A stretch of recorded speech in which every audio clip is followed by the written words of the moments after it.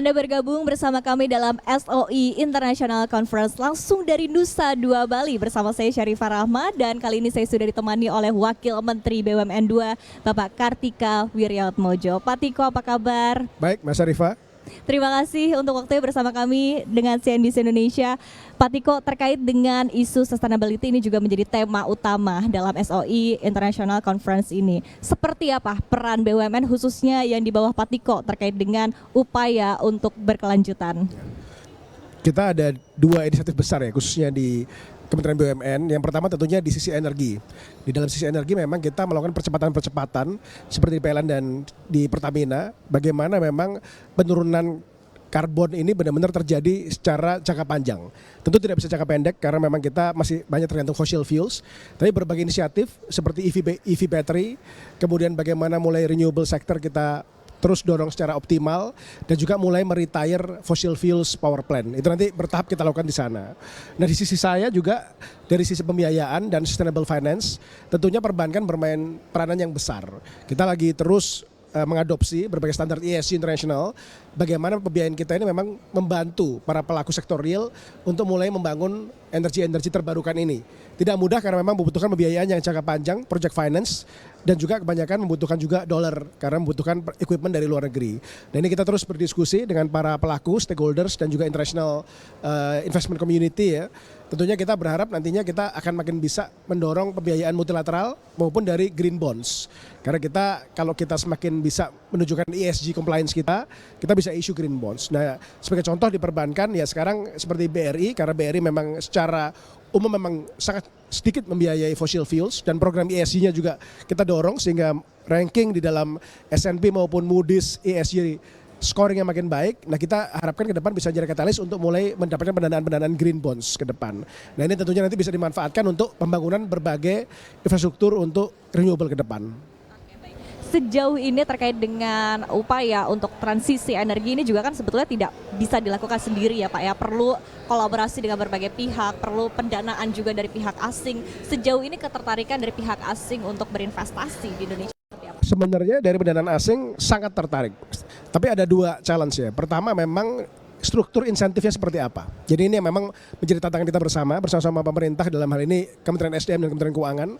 Bagaimana incentivise-nya supaya orang ini mengaccelerate pembangunan renewable. Tentunya nggak mudah karena memang perlu satu katalis di depan untuk incentivize supaya orang willing untuk put investment dengan skala besar.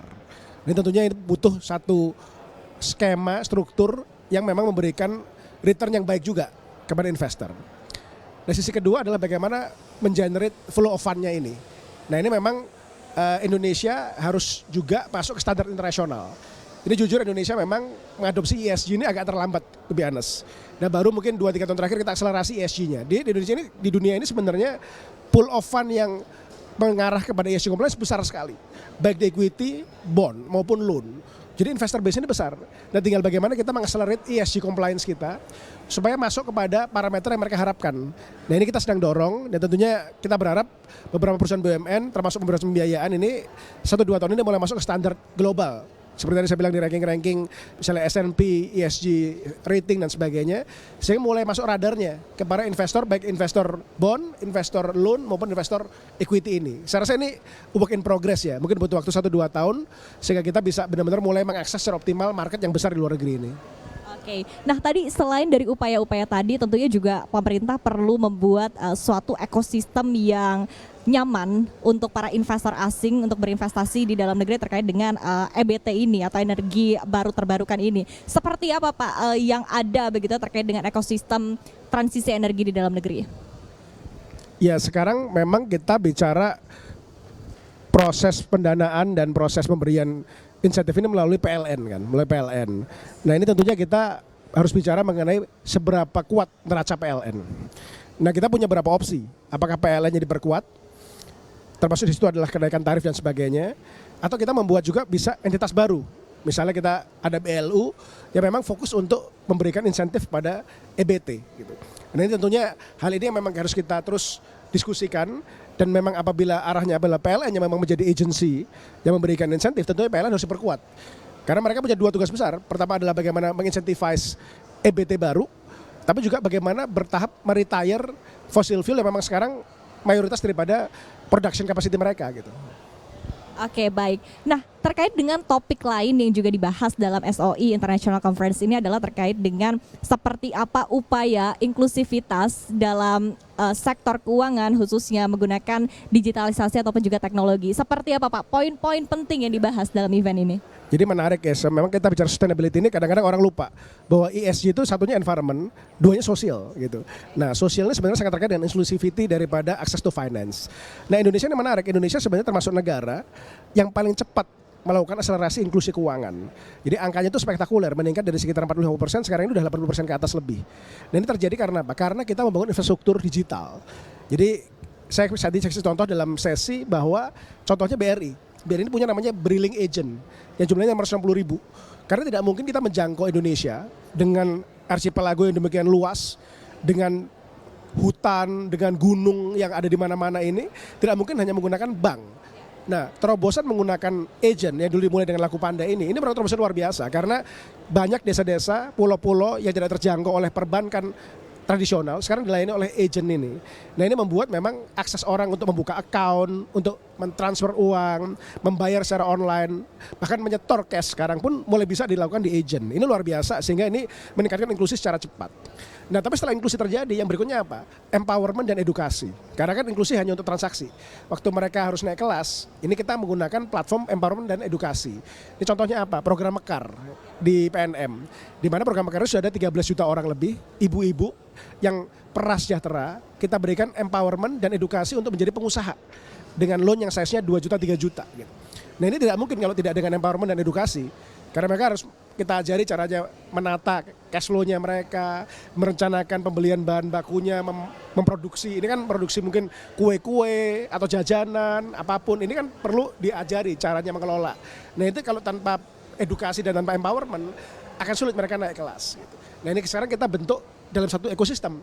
Di mana berapa bulan yang lalu atau tahun lalu kita sudah launching namanya ekosistem ultramikro kan, yaitu penggabungan antara Pegadaian, PNM ke BRI yang menjadikan ultramikro holding. Nah ini salah satu yang menjadi katalis di sini nanti adalah namanya Senyum, Sentra Layanan Ultramikro. Nah ini nanti menjadi garda terdepan bagaimana kita menjadikan Senyum ini menjadi pintu pertama untuk para pengusaha untuk mengakses berbagai jenis pembiayaan dan mendapatkan juga empowerment dan edukasi sehingga mereka bisa naik kelas ke depan. Baik, agar perusahaan dan juga masyarakat juga tersenyum ya Pak ya. Nah, tapi kalau kita berbicara terkait dengan tadi seperti apa upaya digitalisasi, kita ketahui ini juga ranahnya menyangkut berbagai stakeholder. Kita ketahui juga dari Kominfo dan UU Perlindungan Data Pribadi juga sudah ada begitu. Nah, kemudian dari sisi BUMN khususnya yang di bawah Pak Tiko, upaya apa Pak yang dilakukan terutama terkait dengan infrastruktur karena kita berbicara digitalisasi tentu kita harus berbicara infrastruktur. Jadi ini menarik pertanyaan ya, karena kita diskusi dengan OJK, khususnya dengan di perlindungan konsumen ya, tepatnya Bu Kiki, bahwa Indonesia ini inklusi keuangan tinggi, tapi literasi keuangannya belum tinggi. Jadi banyak orang sudah mengakses produk keuangan, tapi belum literate mengenai resiko dalam bertransaksi. Nah ini memang challenge buat kita, karena proliferasi dari infrastrukturnya udah besar, orang bisa buka akun di agen, orang bisa investasi menggunakan channel digital, tapi literasinya masih kurang. Nah ini kita punya PR bersama-sama OJK, setahun 2 tahun ke depan ini mengakselerasi literasi ini. Literasi ini macam-macam. Pertama literasi mengenai pengelolaan account. Ini contoh ya, yang kita sekarang marak mengenai scamming kan. Nah ini kan karena orang sudah bisa buka account dengan mudah, tapi tidak paham apa yang do's and don'ts-nya. Bahwa dia tidak boleh memberikan OTP-nya kepada orang asing, tidak boleh mudah tertipu oleh berita bahwa akan dapat hadiah dan sebagainya ini. Emang nggak gampang Mbak, karena ini kan lagi euforia.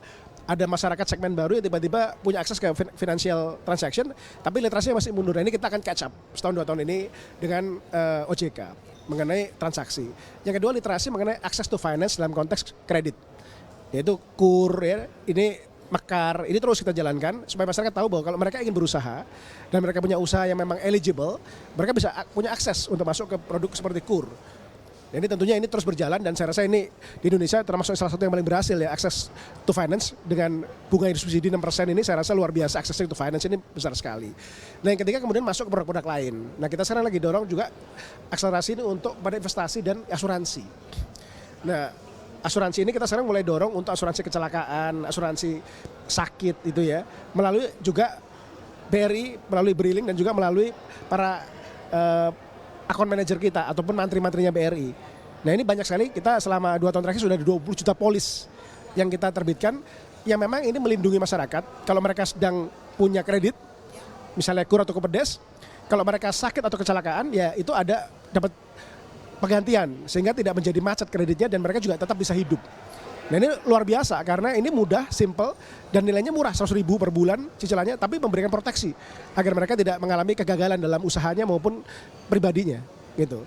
Nah kemudian investasi yang menarik sekarang dengan Senyum tadi itu adalah tabungan emas. Ini menarik karena saya melihat tabungan emas ini adalah satu gelombang baru untuk investasi di mana masyarakat yang memang baru literasi mengenai investasi dan punya kelebihan uang, ya daripada dia beli yang kripto atau beli saham-saham yang mungkin naik turun, ya mungkin beli emas dulu gitu.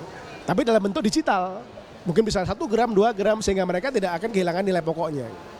Baik, artinya dari BUMN juga berperan ya Pak ya dalam upaya untuk melakukan literasi digital kepada masyarakat. Pasti, jadi kita sangat dekat dengan OJK bersama-sama khususnya BRI yang memang punya ekosistem besar ya dengan Pegadaian PNM ini menjadi ujung tombak untuk menjadi literasi keuangan ini. Jadi tadi jangan lupa ya, inklusi keuangan belum tentu literasinya tinggi. Betul, baik. Oke, baik. Menarik sekali diskusi kita Pak Tiko, tapi kita akan jeda terlebih dahulu dan pemirsa jangan kemana-mana, tetaplah bersama kami di CNBC Indonesia.